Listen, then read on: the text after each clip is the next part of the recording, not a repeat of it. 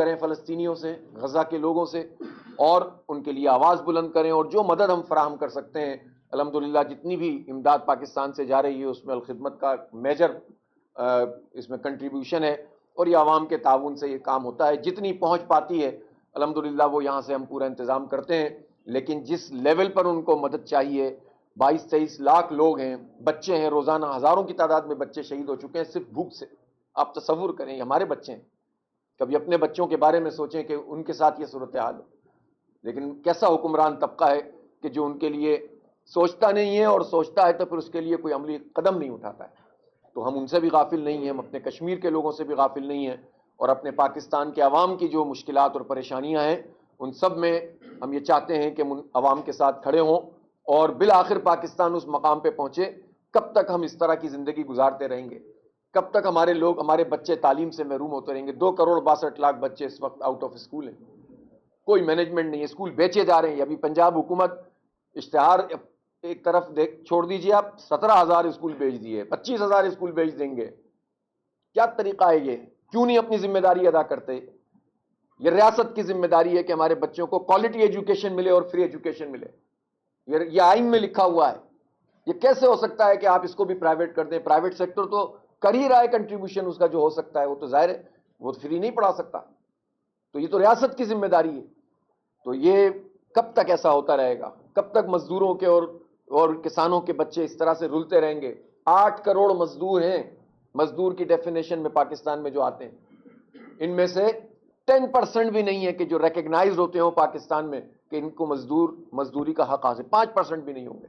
ٹھیکیداری نظام کے تحت کام چلتا ہے، کھیت مزدور کے طور پر لوگ لگے رہتے ہیں زندگی بھر اور مقروض ہی ہوتے چلے جاتے ہیں۔ تو یہ کب تک یہ گلا سڑا نظام چلے گا؟ کب تک عدالتوں کا یہ گلا سڑا نظام چلے گا جو انصاف فراہم نہیں کرتا؟ بدلنا پڑے گا اسے، لیکن یہ ایسے نہیں بدلے گا۔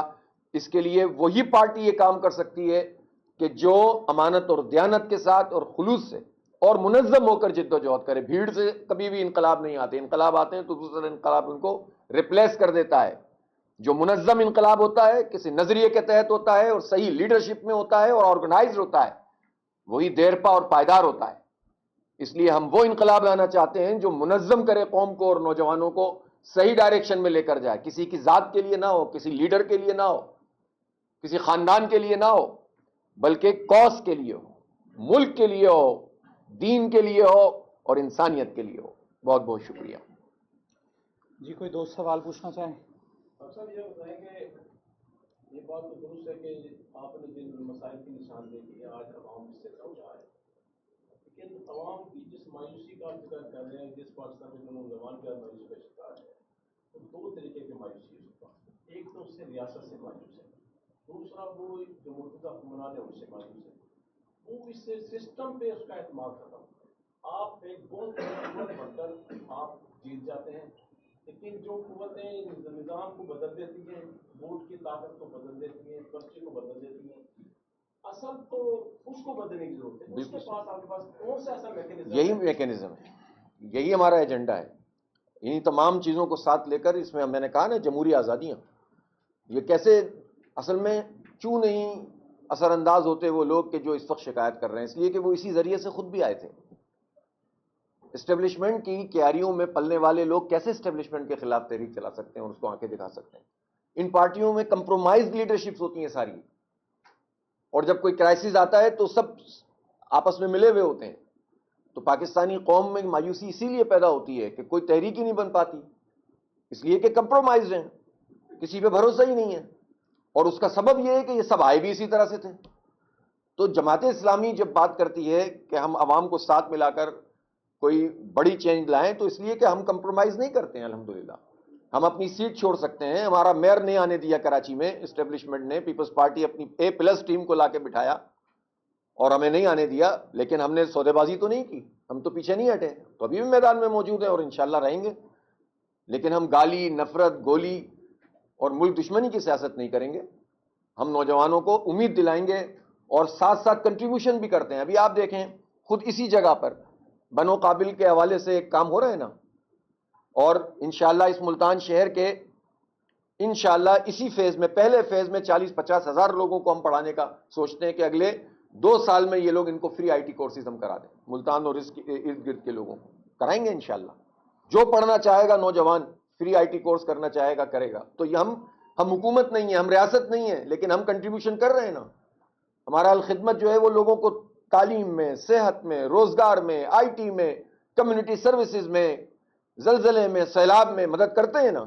تو ہم صرف تنقید تو نہیں کرتے, کام بھی کر رہے ہوتے ہیں. اور جو کام کر رہا ہوتا ہے بغیر اختیار کے, جب اسے اختیار ملے گا تو وہ کتنا کام کرے گا. اس لیے بس مولانا صاحب ایک سوال جی لے کے نکلے ہیں سب سے سلطان کے پاس, ایک دوسرے جو مذہبی جماعتیں ہیں کہ متحدہ مجلس عمل کو دوبارہ سے فعال کیا جائے, تو آپ سے بھی رابطہ ہوا ہے؟ اگر رابطہ ہوا ہے تو آپ نے نہیں, متحدہ مجلس عمل ختم ہو چکی ہے اور 2 مرتبہ ختم ہو چکی ہے, تو تیسری مرتبہ کی گنجائش ہی نہیں ہے. اور مولانا جو چاہیں پلیٹ فارم بنائیں, وہ تو ان کا اختیار ہے, لیکن جماعت اسلامی اب کسی ایم ایم اے کا حصہ نہیں بنے گی. اور ایم ایم اے تو بن بھی نہیں سکتی, اس لیے کہ اس کے لیے تو جماعت اسلامی کا ہونا شرط ہے, اس کے دستور میں موجود ہے.